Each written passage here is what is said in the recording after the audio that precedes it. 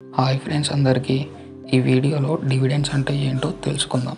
Dividend అంటే కంపెనీకి వచ్చిన ప్రాఫిట్స్లో నుంచి కొంత షేర్ హోల్డర్స్కి పంచడం. ఎగ్జాంపుల్ ఏబీసీ లిమిటెడ్ అనే కంపెనీలో టోటల్ 1,00,000 షేర్స్ ఉన్నాయి అనుకుందాం. ఏబీసీ లిమిటెడ్ అనే కంపెనీ ఈసారి ప్రాఫిట్ 30,000 అనుకుందాం.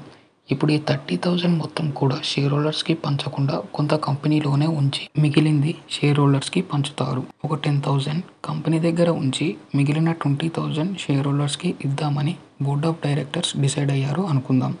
ఇప్పుడు ఈచ్ షేర్కి ఎంతో ఉందో తెలవాలి అంటే సింపుల్గా ఇలా క్యాలిక్యులేట్ చేయాలి. 20,000 ఇద్దామనుకుంటున్నారు కాబట్టి 20,000 డివైడెడ్ బై టోటల్ 1,00,000 షేర్స్ కాబట్టి 1,00,000 వేస్తాం = 0.20. ఈ 0.20 అనేది ఈచ్ షేర్కి వస్తుందన్నమాట.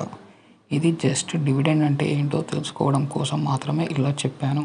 కానీ రియాలిటీలో ఫేస్ వాల్యూతో క్యాలిక్యులేట్ చేసి పర్సెంటేజ్లో చెప్తారు.